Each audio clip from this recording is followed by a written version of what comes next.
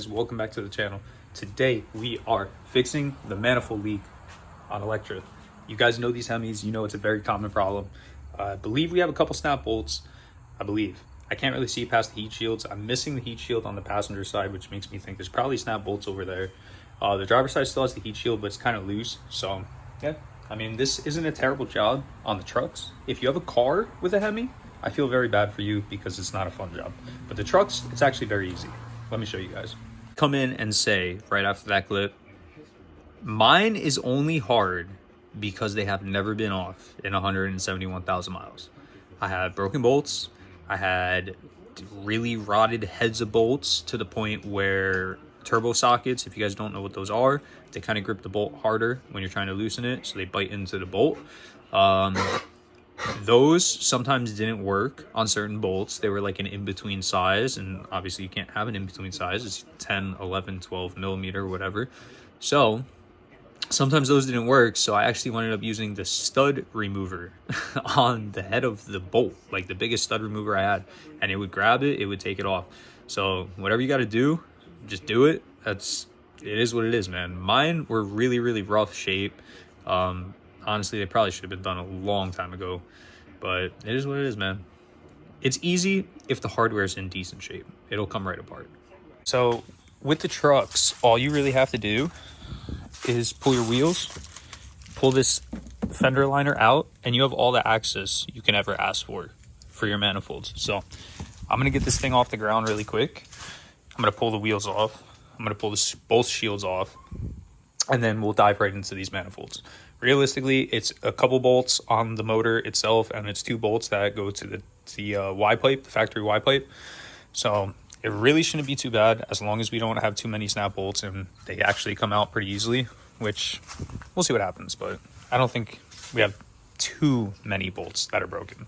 Guys, so it took all of 5 seconds to remove the wheel and the inner fender liner, and now you can see exactly what I'm talking about, guys. We can get to everything like this. It's pretty crazy. Someone put a nut here to space this out, so I can only imagine how this is going to come off. I can't wait to deal with that. I see we have 1 broken bolt here. This bottom one does not look too great. Hopefully it comes out. From what I can see, it looks like the only one we actually have that is broken is this one here. And it does look like it broke clean off in the head, so that's going to be fun. Hopefully the other side we get a little bit more lucky. I'm just going to do one side at a time, so I'm going to start obviously taking this manifold off over here, and then I'm going to put the new one up there. I was going to gut these cats, guys, but I don't think I'm going to be able to do it with the sharp bend on that pipe, so I'm probably just going to put this back. I really did want to gut these, but it is what it is, man. It has a cat code, so they don't really do anything anyways, but I'm not going to be able to cut them like that. And I don't want to cut this apart and then re-weld it because it's not going to line up right and stuff. So I think we'll just leave them the way they are. We'll just do the BBK shorties, and that'll be that. I mean, regardless of the fact, this is the side that was leaking the most, and you could see that this gasket's blown out up top there, right where the bolt's missing. So let's get these things off, man. So guys, I got the first manifold off, and oh my god, guys, this thing was not easy to remove. I'll put it that way. This is probably one of the worst exhaust manifold gaskets I've ever seen. This is where our leak was back here. This is I believe this is like an EGR port or something, and it wasn't even sealing. It was kind of just blowing out the back there. So the front half of the gasket, again, definitely not good, but better than the back half. As you can see, it's just literally falling apart. Guys, these are OEM. This has never been removed, ever. 171,000 miles are on these, and they've never been removed. Look at how the gasket is just disintegrating. It's non-existent. It's pretty crazy, it really is. I've never seen one this bad. I'm sure we probably have like a cracked manifold or something too. The hardware, far from great. Definitely a pain in the ass to get out. This is one of our snap bolts. We have 2 snap bolts that I got to try to get out. I'll show you them really quick. I'm just trying to like get right back at this, guys, because it's really not easy to do. I'll put it that way. But the back bank there, those 2 holes, that one there and that one there. We have snap bolts. I'm gonna spray them down. I'm gonna try the left-handed drill bit method. If that doesn't work, I got the welder out here. Weld a nut to it, we'll get them out. And pretty much we'll just clean that surface up and we'll be ready to put the new header on. This is honestly, guys, this is a nightmare. This is one of the harder jobs that I probably had to do. It's not so much as the actual job, but it's just the fact that all the bolts, the heads were gone. You know, obviously the snap bolts, now we got to sit here and get those out. It's just not fun, man. It's really not. And if you're going to attempt this yourself, highly recommend turbo sockets of all different sizes. These will help get your non-existent heads on your bolts out. And then I also, for some of the bolts, I had to use stud removers because I couldn't get a proper sized turbo socket because they were like in between the two. And some of the bolts you can't hit. Like you can't get a hit on it, and the turbo sockets, you're supposed to hit them on and then loosen it and it grabs it. But it's just not feasible in some of these places, man. It's definitely a sucky job, guys. Definitely a sucky job. I started with the passenger side because I knew that's where my leak was, and I assumed that would be the harder side just because I knew that we had at least one snap bolt. The driver's side, I don't know if we have any snap bolts, if I'm being honest with you. The heat shield's still there and everything, so, and it's still tight when you pull on it, so we'll see about that side. But I knew this side was going to be how this side is right now. So guys, I just want to tell you, don't be afraid of it. Weld your washer to the stud, weld your nut to that, and they will come out. It might take you a few tries, but they come out. As you can see, it's coming right out. Once you get it hot enough and you penetrate it good with the welder, you'll be good. Don't worry, you're not going to mess up the surface. As you can see, the top one there, which I already did, it doesn't really weld to the head because it's aluminum, so you don't really have to worry too much about that. But yep, this one's coming out, so I'm gonna get that pulled out, and that's all of them, guys, on the passenger side. Then we're ready to start cleaning our mating surfaces and get the new BBK Shorty on. And we won't be running into this issue again because, as you guys know, I want to do long tubes down the road. These are kind of a temporary thing, but we'll have brand new bolts, so you know, I don't drive this truck in the salt, guys, so it'll come right back apart. We won't run into this issue again. But yep, just be careful. If you're going to use the drilling method, be very careful you don't go into your head. Be very careful you don't go crooked and get your threads on your holes. And then if you're going to use the welding method, obviously don't be stupid. Don't like purposely weld to your head. Try to get it as centered as possible, but I promise you guys, they will come out with a little bit of finesse. As you guys could see, I had both of those rear ones snapped, and this is the last one we have on this side. I'm really not looking forward to the other side, but the other side didn't look as bad as this side, so that's why I started with this side. So let's just hope the other side, they just come out.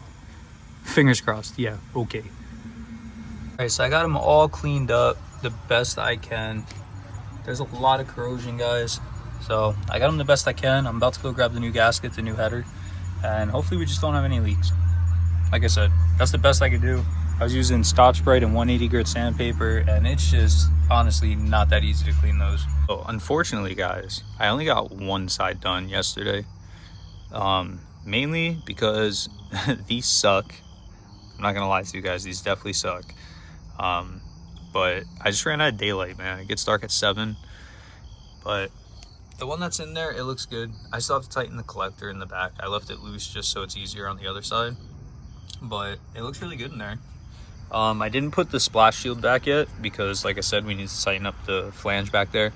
So I think I'm going to tackle the other side on Sunday. I'm off Sunday, so I might as well do it Sunday. But we'll tackle that side. That side has a whole other slew of problems with the steering shaft. I believe the dipstick's going to be in the way, so we're going to have to figure all of that out. But she's coming. She's coming along. I've been daily driving Scooby. I like the truck a lot more, but it is what it is. I've been daily driving Scooby, but we'll have Electra back soon, and then we won't have a problem. Also, too, I got tatted like literally a week ago, so I have been being very careful with my right arm doing this. I don't want to like scrape it up against anything because it's not fully healed yet. So I am working a little bit slower than normal, but we'll get her done. She's looking good though. I really love this color, guys. This blue is just really nice. Guys, I just want to start off by saying the driver's side is nowhere near as bad. The heads of the bolts are definitely still doable. I mean, hell, guys, I unbolted the heat shield, which is insane. Check this out. I literally took these off with my hands, like after I cracked them loose. And then this one snapped on me. But isn't that wild? The other side was so bad. And this side, I mean, I don't want to jinx myself, so knock on 3rd gen, but I don't think this side's going to be much of an issue, guys. I really don't. I'll pick you guys back up if I run into any snags, but I'm just going to pretty much knock this out and we're going to hear what Electra sounds like. Guys, so this side came right off. Every single bolt unscrewed, including the heat shield bolts, which is unreal. This gasket, it doesn't look too great, but it's definitely a lot better than the other side. This one wasn't even leaking yet, so that's pretty cool. That manifold, much better condition. Bolts, much better condition. And then we come over here, and we still have to clean this, but as you guys can see, she is off on the driver's side. I'm gonna pick this up probably in the morning, clean that surface, and we'll get our new BBK shorty bolted on. We'll get our wide plate bolted back. We'll put our wheel back, the splash shields, and we're gonna do the first startup of this, which I'm very excited for. I'm very excited to hear the way this thing's gonna sound. I don't know if it's gonna make a huge difference, but hopefully it makes some kind of difference. I'm sure it probably will. I'm sure it'll probably be a little bit louder or something, but yep, that's where we are as of right now. All right, guys, I got impatient and I decided to finish it tonight. So the driver's side's done, passenger side's done. We got 0 leaks everywhere. I still got to put the splash shields back. I still got to put the rim and tire on the other side. She sounds great. Absolutely great. Obviously, I didn't do a first drive yet, so I'll get back to you guys on that. But the driver's side, guys, much easier. No snap bolts, 0 snap bolts.